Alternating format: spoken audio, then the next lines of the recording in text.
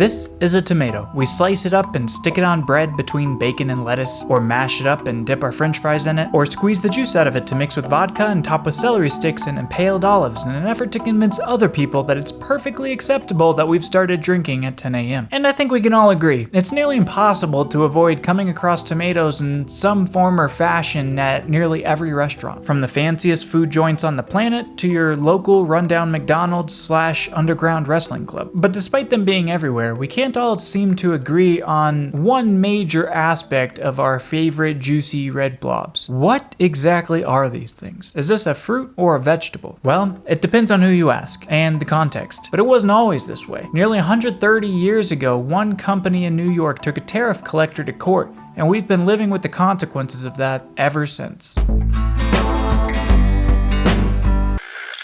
Before we get into the meat and potatoes of this fruit versus vegetable debate, we should probably define what these things actually are from a botanical standpoint. Very briefly, a fruit is the developed ovary of a plant and contains at least one of the seeds required to make more of itself. A vegetable is, well, every other part of the plant besides its fruit, like the stems, roots, and leaves. So botanically speaking, a tomato, being the seed-bearing growth on a tomato vine, is the fruit of the tomato vine. So that's all good and well. But in practice, we tend to draw a different line between fruits and vegetables. After all, you don't see that many people sinking their teeth into a whole tomato like one would an apple or a pear. To be honest, I don't trust the few people that do. And as it turns out, the Supreme Court decided nearly 130 years ago that they don't either. In 1883, then U.S. President Chester A. Arthur signed into law the immensely unpopular Tariff Act of 1883, also known as the Mongrel Tariff Act. The aim of the act was to reduce tariffs, but it ended up getting chopped and rearranged by a bunch of protectionist congressmen. So while overall tariff rates were lowered by a little under 1.5%, some tariffs on items went up, with some having no clear explanation as to why. One of those raised tariffs was specifically for vegetables, which was set at 10%. The most likely explanation for this raise was to assist with rebuilding local economies in the South following the Civil War. But up in the North, a man named John Nix was about to spark a debate, one that would have such a long-lasting consequence that we still live with it to this day. John Nix ran a fruit commission business in New York City called John Nix and Company. The company was founded in 1839, and they were one of the largest importers of produce into New York City at the time. But a few years after this Tariff Act went into effect, in the spring of 1886, John Nix and Co. found themselves hit with a hefty tariff bill while attempting to import green tomatoes from the West Indies. Nix argued at the port that tomatoes were technically a fruit and should not be subject to the tariff. The collector of the Port of New York at the time, a man named Edward Hedden, disagreed, claiming tomatoes were vegetables, and charged him the tariff anyway. Money me! So the next year, in early 1887, John Nix ended up suing Edward Hedden in an attempt to recover his tariff. At trial, both Nix's and Hedden's teams, in submitting their evidence, just read definitions from a dictionary. Literally, that's all the evidence they submitted to the court. Nix's team read the definitions for the words fruit, vegetable, potato, parsnip, turnip, cauliflower, cabbage, carrot, and bean from up to 3 different dictionaries. Hedden's team read the definitions for pea,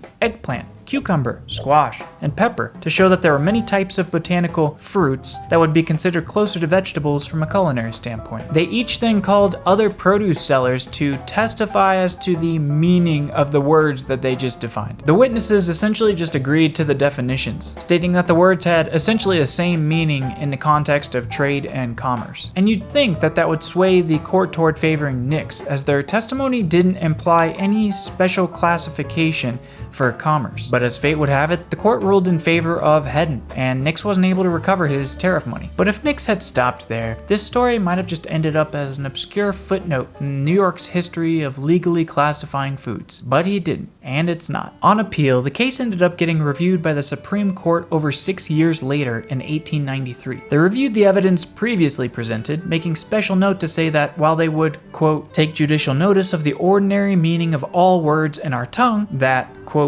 dictionaries are admitted not as evidence, but only as aids to the memory and understanding of the court. Essentially, they were setting up the case in such a way that preemptively removed the botanical definition of a fruit from evidence, instead basing the case on what we think of when we think of the differences between the uses of fruits versus vegetables. Not very objective, if you ask me, but also not all that surprising, given that this came from a group of dudes who were close to death before it was even widely accepted that you should bathe regularly. So by by now, you probably see where this is going. In a unanimous 9-0 decision, the Supreme Court held that tomatoes were subject to the vegetable tariff and were to be, despite the clear and specific botanical definitions, legally considered vegetables. They based this decision entirely off of how vegetables are perceived and used, stating, quote, "As an article of food on our tables, whether baked or broiled or forming the basis of a soup, they are used as a vegetable, as well when ripe as when green. This is the principal use to which they are put. Beyond the common knowledge which we have on this subject, very little evidence is necessary or can be produced." And so it was. Nix lost his ultimate appeal, and we're stuck with what some would argue to be an unnecessary schism between the botanical and legal definitions of various plant foodstuffs. And this doesn't only apply to tomatoes, by the way. If we're basing our definitions of fruits and vegetables on the legal precedent set by the Supreme Court, all of these botanically defined fruits are legally considered vegetables. And really, that's not all that surprising.